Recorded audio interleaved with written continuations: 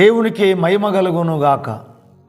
ఈరోజు దేవుని వాక్యాన్ని వింటున్న ప్రతి ఒక్కరికి ప్రభునామంలో నా వందనములు తెలియజేస్తున్నాను. రండి, ఈరోజు దేవుని వాక్య ధ్యానము కొరకు పరిశుద్ధ గ్రంథముల నుండి 147వ కీర్తన 3వ వచనాన్ని చదువుతున్నాను.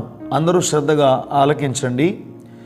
గుండె చెదిరిన వారిని ఆయన బాగు చేయువాడు, వారి గాయములు కట్టువాడు.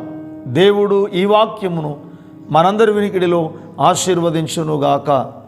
ప్రభునందు ప్రియులారా, మనం చదువుకున్న లేఖన భాగములో దేవుడు పలికిన ఒక ప్రత్యేకమైన మాట, ఆనాడు దావీదు భక్తుని ద్వారా దేవుడు పలికిన మాట ఏమిటి అంటే, గుండె చెదిరిన వారిని ఆయన వారిని బాగు చేయువాడు, వారి గాయములు ఆయన కట్టువాడు.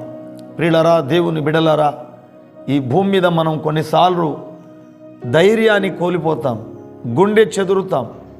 కానీ ఆ సమయంలో గుండె చెదిరిన వారిని ధైర్యపరిచేవాడు దేవుడు, వారిని బాగు చేసేవాడు దేవుడు. కొన్నిసార్లు మనకు గాయములైతాయి, మనుషులకు కనబడేటట్లుగా భౌతికంగా కొన్ని గాయాలు ఉంటాయి, కానీ కొన్ని హృదయములో గాయాలవుతాయి. ఈ గాయములైనా ఆ గాయములైనా దేవుడు వారి గాయములు కట్టువాడు. ఎందుకంటే యేసుక్రీస్తు ప్రభువారు పొందిన దెబ్బల చేత మనం స్వస్థత పొందుచున్నాం. యేసుక్రీస్తు ప్రభువారు సర్వమానవాళి రక్షణ కొరకై ఆయన ప్రాణం పెట్టాడు, తన రక్తము గార్చాడు. కానీ ఆయన పొందిన దెబ్బల చేత మనకు స్వస్థత కలుగుచున్నది. అనేక సార్లు మనం భౌతికంగా కావచ్చు, లేక మానసికంగా కావచ్చు, మనం ధైర్యాన్ని కోల్పోయినప్పుడు, ఇక నన్ను ఎవరు బాగు చేసేవారు లేరు అన్నప్పుడు యేసుక్రీస్తు ప్రభువారు మనందరినీ ధైర్యపరిచేవాడు. గుండె చెదిరిన వారిని, ధైర్యము కోల్పోయిన వారిని ఆయన ప్రత్యేకంగా వారిని బాగు చేయువాడు. ప్రభునందు ప్రియులారా, ఎందుకంటే దేవుడు ప్రేమామయుడు, ఆయన కరుణామయుడు.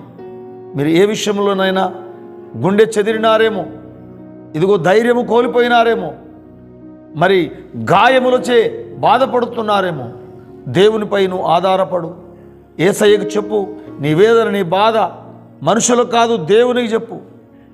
ప్రియులారా, మనుషులను నమ్ముకొనకూడదు అని దేవుని వాక్యం సెలవిస్తుంది. 146వ కీర్తనలో 3వ వచనంలో చూస్తే, రాజులను నమ్ముకొనకూడి మనుషులను నమ్ముకొనకండి అని. ఎవరిని కూడా మీరు నమ్ముకొనకండి. నరులను నమ్ముకొనుట కంటే, రాజులను నమ్ముకొనుట కంటే యెహోవాను ఆశ్రయించువాడు ధన్యుడు అని దేవుని వాక్యం సెలవిస్తూ ఉంది. ప్రియులారా, ఈరోజు దేవుని వాక్యాన్ని వింటున్న మీరు ఏ విషయంలోనైనా బాధపడుతున్నారేమో, గుండె చెదిరినారేమో, మన దేవుడు గుండె చెదిరిన వారిని బాగు చేయువాడు, వారి గాయములు కట్టేవాడు ఆయన. కనుక నీ కోసం, నా కోసమే ఆయన గాయాలు పొందాడు, ఆయన రక్తము గార్చాడు, ఆయన ప్రాణం పెట్టాడు ఆయన. ప్రియులారా, ఈనాడు ఏ విషయంలో కూడా నీవు బాధపడడానికి వీల్లేదు. ఎందుకంటే ఆయన తల్లిలాగా ఆదరించేవాడు, తండ్రిలాగా ప్రేమించేవాడు. కనుక దేవుని బిడ్డలుగా మీరు ప్రతి విషయంలో ప్రార్థన చేయండి, దేవునిపై మీరు ఆధారపడండి, ఎవరిని మీరు నమ్ముకొనకండి. ఎందుకంటే మనుషులు ఈ లోకంలో నమ్మదగిన వారెవరు లేరు. దావీదంటాడు, నాకు మనుషుల సహాయం వ్యర్థమయ్యా, నీ సహాయమే నాకు కావాలని దావీదంటాడు. గనుక ప్రియులారా, ప్రతి విషయంలో మనం దేవునిపై ఆధారపడదాం. ఇక్కడ మనం చూస్తూ ఉంటే కురావు కుమారులు అంటారు. ప్రియులారా, 46వ కీర్తనలో, దేవుడు మనకు ఆశ్రయమును దుర్గమునై ఉన్నాడు, ఆపత్కాలంలో ఆయన నమ్ముకొనదగిన సహాయకుడు అంటాడు. కురావు కుమారులు కూడా ఎంతో చక్కటి మాట చెప్పారు ఇక్కడ. ఆపత్కాలంలో ఎవరిని నమ్మినా ప్రయోజనము లేదు, కానీ ఆపత్కాలంలో నువ్వు దేవుని నమ్మితే నీకు ప్రయోజనం. ఆపత్కాలములో నమ్ముకొనదగిన సహాయకుడు మన దేవుడు. ప్రియులారా, దేవుడే మనకు ఆశ్రయం, ఆయనే మనకు ఆధారం. కనుక ప్రతి విషయంలో మీరు దేవునిపై ఆధారపడండి. ఎన్నోసార్లు మనం ధైర్యము కోల్పోతాం, ఎన్నోసార్లు మనం గాయాల పాలవుతాం. కానీ దేవుని పాదాల దగ్గరికి వెళ్ళి యేసయ్య పాదాలు పట్టుకొని, ప్రభువా నాకు సహాయం చేయి తండ్రి, నీవు తప్ప ఇంకా ఎవరు నాకు సాయం చేసేవారు లేరయ్యా, ఆపత్కాలంలో నమ్ముకొనదగిన సహాయకుడు నీవేనని ఈనాడు నీ భారమంతా దేవుని మీద వేసి ఆ ప్రభువుకు నువ్వు మొరపెట్టగలిగితే ఖచ్చితంగా నీ బాధను తొలగించేవాడు, నేను ధైర్యపరిచేవాడు, నేను నీ గాయాలు కట్టేవాడు ఆయన. చివరిగా మరొక మాట మీరు గుర్తు చేసుకోండి. 55వ కీర్తనలో 22వ వచనంలో దావీదంటాడు, నీ భారము యెహోవా మీద మోపుము, ఆయన నిన్ను ఆదుకొనును, నీతిమంతులను ఆయన ఎన్నడూ కదలనివ్వడు. ప్రభునందు ప్రియులారా, నీ భారము దేవుని మీద మోపు, ఆయన పాదాలు పట్టుకొని ప్రార్థన చేయి, ఆయన అడుగు, ఇదిగో ఆయన్ను వేడుకో, నీ భారమంతా దేవుని మీద వేయి.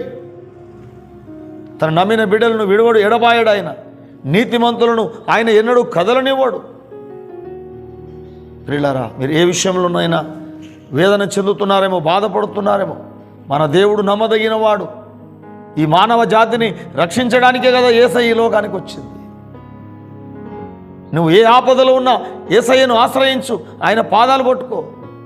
ప్రతి విషయంలో దేవుడు నిన్ను ఆదుకుంటాడు. ఆయన నీ భారం యెహోవా మీద మోపము, ఆయన నిన్ను ఆదుకొనును. తండ్రిలాగా ఆదుకునేవాడు, తల్లిలాగా ఆదరించేవాడు ఆయన. ప్రియులారా, నీవు నేను మనమందరము కూడా దేవుని బిడ్డలుగా ఈ మనుషుల్లో ఈ భూమి మీద ఎవరిని నమ్మకుండా కేవలం దేవుని నమ్ముదాం. ఆయనే గుండె చెదిరిన వారిని బాగు చేయవాడు, వారి గాయములు కట్టువాడు. నీ భారము దేవుని మీద వేయి, నిన్ను నీ కుటుంబాన్ని దేవుడే ఆదరించి ధైర్యపరిచి ముందుకు నడిపిస్తాడు. అట్టి విశ్వాసము దేవుడు మనందరికీ అనుగ్రహించును గాక. ఆమేన్. చిన్న ప్రార్థన చేసుకుందాం. మహాపరిశుద్ధుడా, పరమ తండ్రి, మీకు స్తోత్రాలు. నేటి దినాన మీరు మాతో మాట్లాడిన ప్రతి మాట కొరకు వందనాలు. గుండె చెదిరిన వారిని ఆయన బాగు చేయువాడని, వారి గాయములు ఆయన కట్టువాడని మరోసారి మాతో మాట్లాడి మమ్మను బలపరిచిన దేవా, ధైర్యపరిచిన దేవా, మీకు స్తోత్ర. నీ భారం యెహోవా మీద మోపము, ఆయనే నిన్ను ఆదుకొని నేను వాక్యం సెలవిస్తుంది. ఆపత్కాలములు నమ్ముకొనదగిన సహాయకుడు దేవుడేనని, ఆయన యందు విశ్వాసం ఉంచుమని, నీ భారం ఆయన మీద వేయుమని మీరు మాతో మాట్లాడారు. మీకు స్తోత్రాలు. ఈ వాక్యాన్ని వింటున్న వారిలో ఎవరైనా గుండె చెదిరిన వారుంటే, ధైర్యం కోల్పోయిన వారుంటే, మీరే వారిని ధైర్యపరచండి, ఆదరించండి, బలపరచండి. ఓ గాయములు పాలైతే వారి గాయాలు మీరు కట్టండి నాయన. ప్రభువానికి స్తోత్రాలు. ఎంతైనా మీరు నమ్మదగిన దేవుడు. ఈ లోకంలో ఎవ్వరు నమ్మదగిన వారు లేరు నాయన. రాజులు నమ్ముకొనుట కంటే, మనుషులను నమ్ముకొనుట కంటే యెహోవాను ఆశ్రయించుట మేలు నీ వాక్యం సెలవిస్తుంది. ప్రభువా, ఇదిగో నీ బిడ్డలు తండ్రి ఎవరెవరు ఏ ఇబ్బందులు బాధలు ఉన్నారో వారందరిని మీరు దర్శించి వారి గాయాలు కట్టి, ఓ ప్రభువా, వారిని మీరు ధైర్యపరిచి నీ యొక్క రక్షణలో, నీ మార్గములో వారిని మీరు నిలబెట్టమని యేసు నామములోనే ప్రార్థిస్తున్నాము తండ్రి. ఆమేన్. Praise the lord. దేవుడు మిమ్మల్ని, మీ కుటుంబాలను ధైర్యపరిచి ముందుకు నడిపించును గాక.